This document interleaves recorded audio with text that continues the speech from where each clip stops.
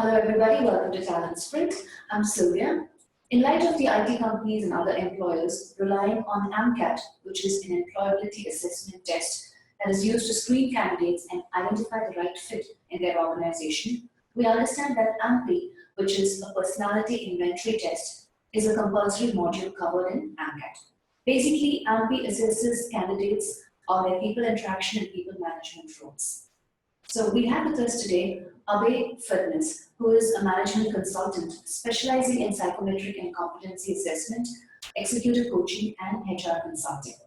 Well, Abhay holds a bachelor's in psychology from Pune University and a master's in HR from the Tata Institute of Social Sciences. He's worked in different companies in IT, healthcare, BPO, and consulting sectors, playing roles as head HR, head consulting practice, and CEO. And he holds a certification in psychometric testing from the British Psychological Society. So let's go ahead and hear Abhi's views on AMPI. Well, we're so glad that you could take the time to be with us today. So glad to be here. Great. We're going to hear from Abhay on what exactly his thoughts are on AMPI. So on behalf of the students, Abhay, we'd like to know what is AMPI all about? Okay. AMPI, the PI part of it is relevant. AM, of course, is the company aspiring minds. Right? The PI part stands for personality inventory. Now, this is a very commonly used term in the field of psychology. Personality inventory essentially looks at, along a certain predefined model, what is the personality pattern that each individual has. Okay. So, there are many different models that are used worldwide, but over the last 50 years or so, a model which has become increasingly dominant in the field of personality testing is a model called the 5-factor model. So essentially what the 5-factor model says is that human personality has 5 basic building blocks, so to speak.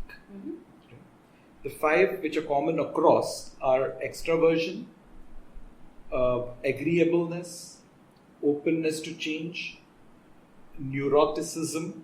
Sounds slightly scary, right? But it's one of the 5 building blocks of personality, and conscientiousness. These 5 have been treated as the key blocks. Okay. Now, what AMPI does, like many other 5-factor model tools, is essentially to look at how these 5 are configured in each person. Which of these are high, which of these are low. And AMPI, like a few other tools again, also tries to break down each of these 5 into certain constituent parts. So, if you take extraversion to start with, extraversion is a trait. A trait means essentially something which is an intrinsic part of oneself. Right. So, extraversion is a trait. But extraversion is not one composite, is not one standalone thing. It's actually a composite made up of many what one would call sub-traits.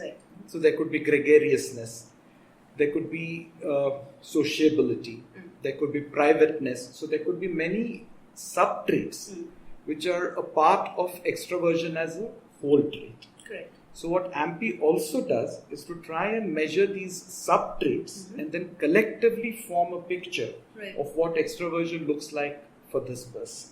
Correct. So similarly across all the 5 traits, there'll be a certain way of defining them and a collective picture will get formed which tells us how these 5 are configured in the person. Correct. So that roughly is what AMPI tries to capture.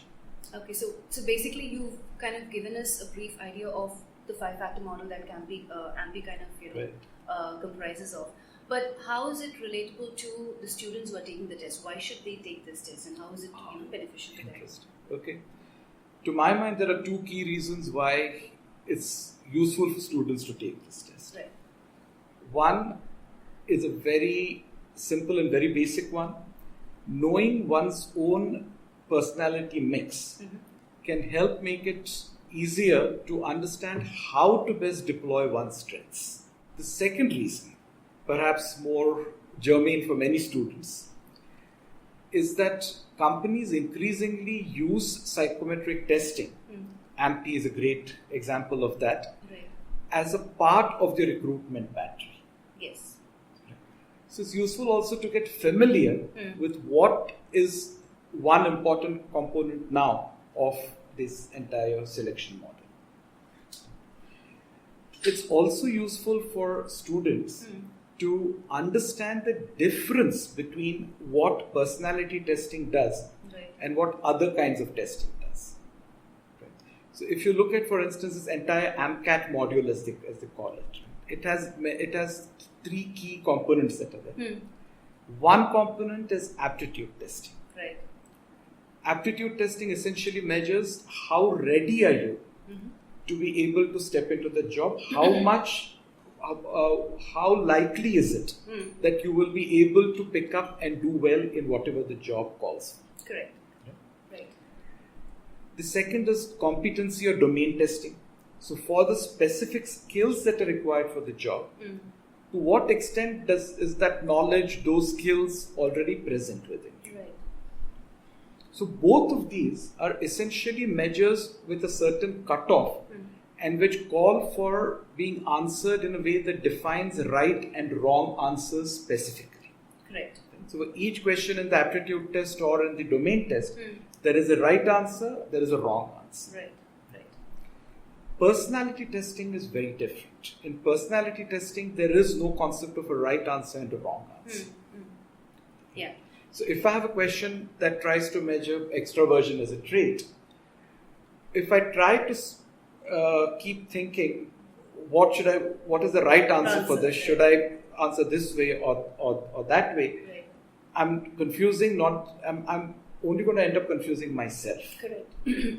Because there is no right answer for personality. Yeah.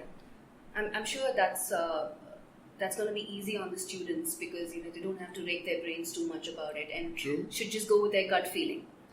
Absolutely, because the other reason why they should also go with their gut feeling is that AMPI, unlike many other psychometric tests, has an inbuilt timer. So there's a certain limited time within which you have to answer those questions. Correct. If you try to take too long to think about a question, you're not going to be able to manage that time limit. Right. So for all psychometric tests, we do constantly say just go with what is top of mind. Right. Your instinctive first response is treated as the right response. Right. So if you start thinking too much about what needs to go in, that actually dilutes the essence of what is being captured. But AMPI doesn't even give you the choice because there is a timer running there. Correct. So it's all the more important not to keep thinking about the answer, but to just go with what comes first. Fair enough. So would you say that, the difference between AMPI and any other test is one, there is a time constraint. Yes. You have to answer so many questions within a limited time period. And you also said it's better to just go with your gut feeling because there is no right or wrong answer. Well, AMPI, as I said, is a one tool that works on the 5-factor model. Right. There are many other tools, but most of them don't have the time limit. Right. AMPI does. So that in a sense is an inbuilt guarantee that you won't have time to think about the answer. Right. Surabhi, thank you for that clarification in terms of how different AMPI is. But we'd also like to know, so what's the difference between AMPI and IQ tests? Okay.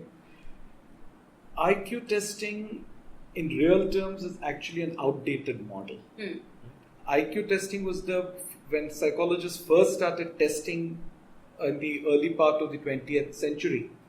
IQ was considered the main thing to test in trying to figure out how intelligent people were. So IQ is intelligence quotient, right? But the difficulty with IQ is that it looks at a very limited and very restricted definition of human personality and human capability. Okay. So the earliest IQ tests overwhelmingly centered around verbal and numerical abilities. Later on, IQ tests got more refined, and things like spatial and kinesthetic and other kinds of intelligence also got brought into the mix. Okay. But personality testing is a very different creature from IQ testing. In IQ testing, we are trying to say how much does this person have, and the assumption that's inbuilt is that the more the better. Right? So if my IQ is 100, that's good. If my IQ is 120, that's even better. If my IQ is 80, that may not be so great. Right. So there's a certain belief that more is better. If you come to personality testing is not trying to define good or bad. Right. So if you take the 5-factor model, about any of the factors, there is no intrinsic good or bad. Right. People fall all along the spectrum. So unlike an IQ test, first of all, we are not trying to say that more is necessarily better, nor are we saying that less is necessarily better. Correct. We are just saying that there's a range and you have to figure out where you fall on that range. That's right. The second big difference between IQ and personality testing is that with IQ testing, what you're trying to measure is the person's ability. Correct. With personality testing, what you're trying to measure is the inner makeup of the person, the personality profile, which is not always directly linked to the competence or the ability that the person carries. Right. We spoke a little while back about aptitude testing. Aptitude testing, in a sense, is an outcome of IQ testing. Aptitude test is applied IQ testing. Right. Rather than testing for IQ in a generic sense, we are saying for this specific set of skills, can I apply the inner skills that I have? Right. But with personality testing, as I said, we are just looking at the overall makeup. Now, there's no guarantee that having a certain makeup will automatically mean that I have abilities and competencies around that. Right. To take a small instance, I spoke of conscientiousness as being one of the 5 factors, right? The big 5.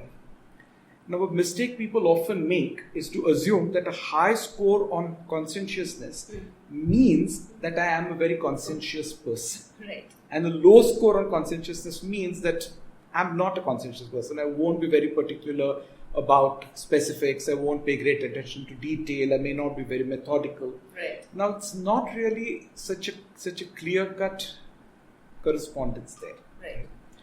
I could have a high score on conscientiousness, which means that I think it is important. There are parts of me which see it as an important thing to do. Right. But in practice, I may not actually deploy conscientious behavior. Okay. There is the 5-factor model posits a certain predictability of behavior, but there is no guarantee around it. Okay. It's likely that someone with a high conscientiousness score will display that behavior on the job. It's likely, it's probable. There's no guarantee. Right. I think you clearly kind of differentiated what AMPI, revolves around. But my next question would be on the lines of, okay, so if it's not going to assess me on my capability, and as you said, so how should I approach this test? Okay. What should be the student's preparation? Okay. Till around 20 years ago, this question had a very simple answer. Don't prepare, because what you're answering is something that's trying to capture the intrinsic you. Right. It's not you. It's not sensible to create an image of oneself through the test. Right. The reason I said it's difficult today than it was 20 years ago is that 25 years ago, psychometrics was not used so much as a direct recruitment tool. Right. Today, psychometrics does get used in a very big way as a direct recruitment tool, which means that for a given job profile, so if I take an IT job, right, for a programmer's job, or for a tester's job, there is an attempt to try and define a certain set of traits or a certain set of abilities that will be right for the job. And there's a further attempt to link that with a specific trait profile. Right? So for a tester, I might want someone with a high conscientiousness trait, because that person is more likely to pay attention to detail. If I'm looking at an IT sales job, a fairly simplistic thing might be to say, look for someone with a high extraversion score, because that person may be more comfortable going out and meeting. Now, it's important to remember what we said earlier, that having a high score on extraversion is no guarantee that I'll make a good salesman. In fact, there are many excellent salesmen who actually have a low score on extraversion, who in that sense are introverted, but nevertheless make very good salesmen. So having this kind of a one-to-one correspondence does create problems, but companies, in order to be able to manage huge numbers in the recruitment pool, do come up with using personality testing in this way too. But the difficulty is that since that is used in that way by companies, to simply tell students, don't worry about the kind of picture that gets projected, just be honest and go ahead and answer, becomes difficult, because students ask, but if the company is looking for a particular profile to fit that role, what do I do if my profile doesn't fit that? Yes, that was going to be my next question. So, if there are no right answers, and it's not about my capability.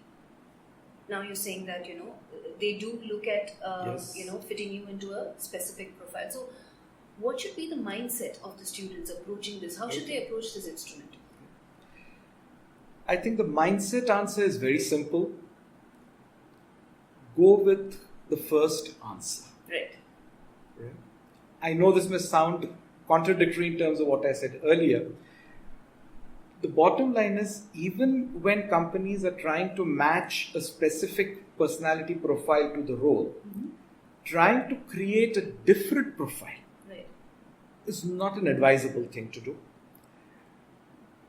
From a very basic principle that that's not who you really are. And it doesn't take long for companies to realize that once they actually start talking to you. A second big reason not to try doing that is that the AMPI, like most other personality trait measures, has what one could call an inbuilt lie detector. They have measures which different tests call them by different names. So there's some cases call it a fake response measure. Some cases call it a good impression measure. Some tools call it a social desirability measure. But essentially the tool has a way of tracking whether the responses are being given in a way that tries to create a specific image. So if I'm trying to create a picture by trying to answer questions in a particular way, the tools today, thanks to technology being used in a very big way in psychometric testing as well, tools today have reached a point where there is a very, very robust measure of whether you're answering honestly or trying to create a certain image of yourself. So if you do try to take the test in a way that creates a certain image, it will actually can be counterproductive. You'll end up wasting your time. I mean, it may not turn out beneficial at all. Absolutely. Because you're projecting an image. In fact, many of these tools, if that good impression score is above a certain limit, the test results are actually treated as invalid. So you're not really helping the cause by doing that. Absolutely. So, so while the students attempts this test, what do they end up learning about themselves? Okay. What I can learn about myself is how I stack up on this 5-factor model. So in a sense, what's the mix that makes me who I am? Makes you tick, right? And trying to look at what are the pluses and minuses for me of being where I am. So for instance, if I were to take a personal example here, my extraversion score on the 5-factor model is low. Now this helped me to figure out that in roles that that demand it, that I reach out a lot, I always be available to people, I always be present fully, engaged fully. I used to struggle with these roles. I used to find energy dips after a certain point. Right. So this helped me in two ways. One was to help me understand why I found these kind of roles stressful. Right. But that doesn't now mean that I therefore cannot play roles that call for them. But what I had to learn to do was to employ certain ways of safeguarding the kind of energy pattern that I needed to deploy. So build in certain rest periods for myself. Rest periods in the sense, mental rest periods. Right. So build in a certain downtime for myself in the way that I planned my day. Right. Create time between two demanding engagements. Right. So there are ways of working around these, but I won't even be aware of that, and I won't even be able to work towards that unless I first know that this is the reason why that is happening. Right? Not knowing it will simply mean that I continue to struggle and wonder why I'm not able to manage this. Correct. Knowing it helps me find a way around it. Right. So once I know my personality score, I know what are the things that I'm likely to be good at doing, and one of the things which AMPI does also offer is in the report, they do offer you at the end a section that talks about what kind of roles are likely to come naturally to you because of the personality mix that you have. Now, this is not a prescription. Right. This is not saying that these roles are the ones for you and others may not work for you. But this is saying that given the mix you have, these are what might be the most natural fit. Right. So that can also help me to say if something comes up as a natural fit and something that I want to do doesn't appear in that list. I might want to think about that role which I want to do, which is not showing up here. What does that role call for? Right. What does that role demand that may not fit in with my mix right now? Right. And if I want to play that role, what are the things I need to work on in myself in order to be able to do that? Right. That's the way in which it can help. One important factor to keep in mind when looking at all this, there are pros and cons, pluses and minuses at each point along that score level. For extraversion, for openness to change, for agreeableness, for any of the traits. Right. Being at the low end of extraversion carries a certain set of pluses and a certain set of minuses. Similarly, at the high end of the score, there are pluses and minuses. So there is no score which is all good or all bad. Right. Each score will bring its own challenges. The one score which people struggle with most often is the score called neuroticism. Scary word, right? So most tests actually change that name. From neuroticism, they make it emotional stability, which is actually flipping the scale. Right. Because if my neuroticism score is high, it actually suggests that my emotional stability score will be low. But to make it a little easier for people to deal with it, the scale is often flipped and it's emotional stability that's spoken of as a trait. Okay. Now, neuroticism might sound like something that's bad. And someone with a high neuroticism score is likely to be someone who worries a lot. Right? Who has a lot of anxiety. Yes. But the flip side of it is that someone with a high neuroticism score is also likely to be a lot more vigilant. Is also likely to be a lot more painstaking about things. Right? So, on the flip side, if I have a low neuroticism score, I might not be an anxious person. I might not worry too much about things. But I might also miss cues. I might also miss signals of things that are not going well. Right. So, it's important to remember that there are pros and cons at all points on the score line. There's no score which is absolutely good or absolutely bad. Fair enough. So, you've told us the benefit, or even the reports, how would it benefit the candidates taking the test. So basically, it not only shows what's their natural skills, or what can they naturally project as a behavior pattern, but also kind of identifies their opportunity areas to help them kind of plug those gaps. So for the candidates on the whole, Abhi, who's approaching and taking this test, what would you say are the top 3 things that they kind of need to keep in mind, for their preparation or before they approach this test? In my view, preparing for the aptitude test, preparing for the domain test makes eminent sense. Right? Those are things where you need to know the right answer. Correct. For a personality test, there really is no preparation. Right. Because you can't say this, I will practice for the extraversion questions, I'll practice for the neuroticism questions. Right. That's not going to change who you are. Correct. Linked to this is also the point of when students take these tests and when they come to us with the report. Very often they come with questions like, how do I increase my extraversion score? Right. Or how do I increase my conscientiousness score? Right. The only answer one can give them is that that's the wrong question to ask. The idea is not how can I increase my conscientiousness score. Right. The idea is to ask oneself by examining oneself honestly, how much behavior associated with conscientiousness do I display in the way that I do things in real life? Right. So in the way I study, in the way I work, in the way I carry out even my household chores, how much of the behavior associated with conscientiousness do I display? Correct. And is there a need to focus on that? So how do I improve my behavior around that a certain area, rather than asking how do I improve my conscientiousness score? Right.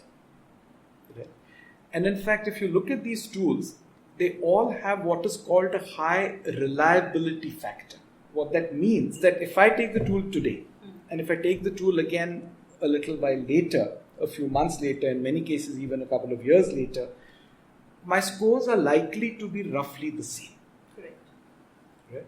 Because personality traits are, by definition, enduring parts of us. So one can change behavior. One cannot change the underlying trait. But through application, through practice, through experimentation, one can change the behavior that is there. So to come back, the point is not to try and aim for a certain score on the test. So from that point of view, the preparation part really doesn't make sense for a personality test. Not being very anxious about the outcome, Right. I think is the best preparation that I can think of. Right? Going in with an open mind and saying this is just going to throw back a true picture of who I am. Right. If it means that the picture that's going to come up doesn't square with the employer's expectation of what this role should have, Right. I can't worry too much about it, for one. Second, if the employer is following good practice in hiring, they would not be using the psychometric tool as an absolute screening out measure. What that means is that they will not be taking decisions to reject candidates purely based on the personality test alone. Right. That's an absolute no-no, regardless of which body you think of, the British Psychological Society, the American Psychological Association, all bodies worldwide explicitly prohibit the use of personality tests for standalone decision making. Right. Good practice does not allow it. So tests are to be used, personality tests are to be used in conjunction with other measures of that the individual. Right. And typically, they are used to screen in rather than screen out. Meaning they are not used so much to reject as to confirm a selection or to confirm a decision being reached by the use of the other sources of inputs, which include your aptitude testing, which include your domain testing, which include whatever personal interviews might be done by the company. So all other criteria for selection that are being used all other modes of selection that are being used have to go hand in hand. The personality test cannot be a standalone measure. Correct. Well, I think you've covered in depth what AMPI constitutes, and in fact alleviated all the fears that the candidates might have in kind of how do I approach this AMPI test, and what do I need to do in terms of. And I think the most important point that you said is asking yourself the right questions. Not about getting a score, but just being honest and going with the gut feeling. You don't have to think out of your box for this test. Well, thank you so much, Abhay. I think you've given us a lot of information in terms of how to go about approaching this test, and I'm sure the students it'll be very beneficial for them. They know exactly what to do and probably focus on the aptitude and domain and other skills, which, like he said, rightly said, requires certain right answers. If I may say this, yes, for the aptitude test and the domain test, the preparation comes before you take the test. Yes. Right? For a psychometric test like the AMPI, the preparation has to come after you take the test. Now that I know this about myself, yes, what am I going to do to try and become a phrase that I love? Try and become the best version of myself. Yes. Well, I couldn't say it any better than how Abhay said it. So all you need to do is, after the psychometric test, look at how you can become the best version of yourself. Thank you once again, Abhay, for your time. Thank you, Sylvia. We're so glad that you would be a part of this. And all the very best for all those candidates who are taking this test. Thank you. All the best indeed.